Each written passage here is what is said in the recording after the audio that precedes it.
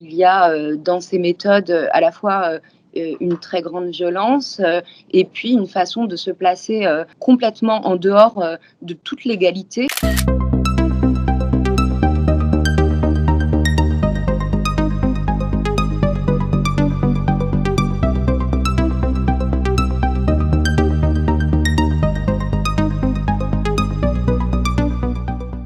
J'avais déjà de fortes suspicions, auparavant, puisque, lorsque j'ai conduit, avec, ma consoeur Rachida El Azzouzi de Mediapart l'enquête sur,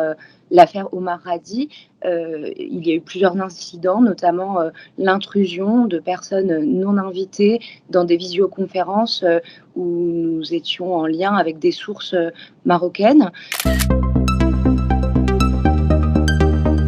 En fait, c'est, un système de vérification qui a été mis en place par Amnesty International. C'est le Security Lab d'Amnesty International qui permet, en fait, à distance, de vérifier, de scanner, le téléphone, de quelqu'un et de détecter, d'éventuelles intrusions, des traces, de surveillance, la présence d'un certain nombre de logiciels espions.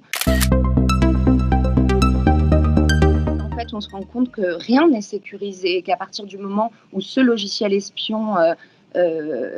pris, disons, contrôle, de notre matériel, tout peut être, aspiré, y compris des applications,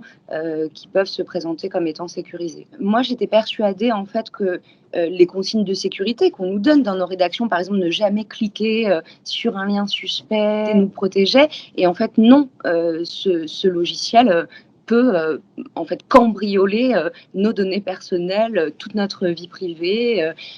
toutes les informations sur nos sources, sans même qu'on puisse s'en rendre compte. Donc il y a là une vulnérabilité, des journalistes, qui est extrêmement préoccupante parce qu'au-delà du viol, de l'intimité, du vol des données personnelles, là où ça nous met en difficulté, c'est que, nous sommes placés dans une sorte de peur de mettre en danger nos sources, qui souvent, prennent des risques, importants à nous parler, et je crois que la plus grosse entrave au travail de journaliste, c'est ça, c'est cette attaque frontale contre le secret des sources.